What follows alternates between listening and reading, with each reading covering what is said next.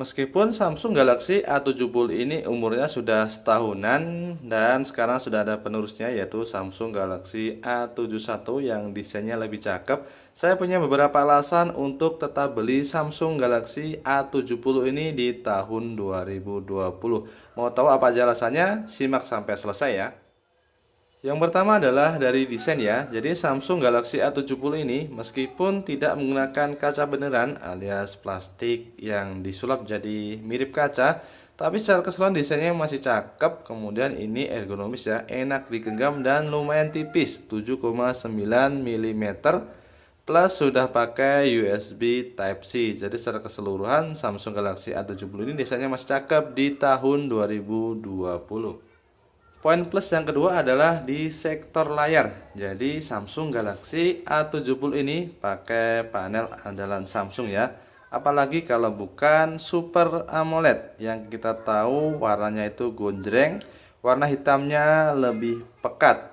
Dan kalian bisa lihat sendiri ya, kualitasnya bagus dan ini bezelnya juga lumayan tipis. Jadi secara tampilan lebih mantap dan lebih bagus dibandingkan dengan panel IPS LCD.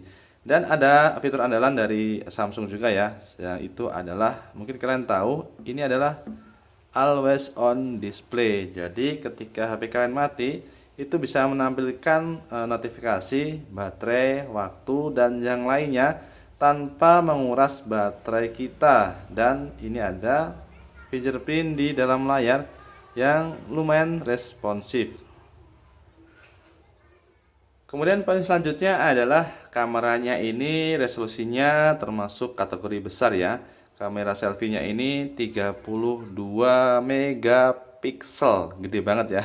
32 megapiksel dan ini perekamannya maksimal di Full HD 30 fps. Sedangkan untuk kamera belakangnya juga tidak kalah besar resolusinya. Kamera utamanya sama dengan kamera selfie-nya yaitu 32 megapiksel. Kemudian didampingi kamera ultrawide 8 megapiksel dan untuk depth sensor itu 5 megapiksel dan perekamannya lebih bagus daripada kamera depan. Di kamera belakang ini bisa merekam di resolusi maksimal 4K 30 fps dan di Full HD di 30 atau 240 fps. Dan kalau kita masuk ke dalam aplikasi kameranya, kita lihat ada mode focus live atau mode bokeh, kemudian mode foto yang bisa kita atur pakai lensa utama atau pakai lensa ultrawide. Kemudian mode video juga yang sama seperti mode foto, kita bisa atur pakai lensa utama atau lensa ultrawide. Kemudian kita cek di lainnya.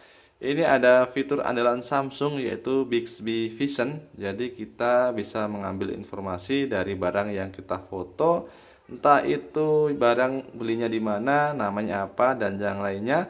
Kemudian ada emoji AR dan mode malam. Ini hyperlapse, gerak lambat dan ini ada mode Pro. Tapi sayangnya untuk mode Pro pilihannya hanya sedikit sekali ya yang bisa kita atur secara manual. Dan dengan harga 3 jutaan selanjutnya kita dapat merek Samsung yang kalau kita pakai ini lebih apa ya, lebih bangga sedikit dibandingkan dengan brand-brand dari Tiongkok atau yang lainnya ya. Dan ini RAM-nya adalah 6 GB, lumayan besar ya. Yang tersisa itu 2,8 GB. Kemudian penyimpanan internalnya itu 128 GB. Dan bagusnya ini sudah pakai tipe UFS 2.0. Jadi penyimpanannya lebih ngebut untuk transfer data dibandingkan dengan versi yang sebelumnya. Dan poin terakhir yang saya senang dari Samsung Galaxy A70 adalah di bagian baterai. Kapasitasnya 4500 mAh. Loh, bagusnya di mana 4500 mAh? Kan banyak dari brand lain yang bahkan 5000 mAh. Jadi yang senangi adalah baterainya selain kapasitasnya lumayan besar 4500 mAh, itu HP ini sudah fast charging sampai 25 watt.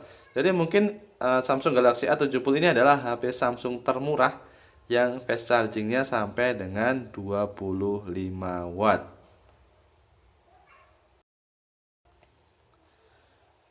Dan mungkin hanya itu saja poin-poin yang membuat saya kepengen beli Samsung Galaxy A70 di tahun 2020 ini. Kalau urusan chipset sebenarnya tidak jelek ya, tapi dengan harga 3 jutaan, Qualcomm Snapdragon 675 ini tidak bisa dibilang istimewa karena di brand lain ya chipsetnya ya kurang lebih kualitasnya sama, bahkan ada yang jual dengan harga 3 jutaan ini chipsetnya lebih bagus daripada Qualcomm Snapdragon 675.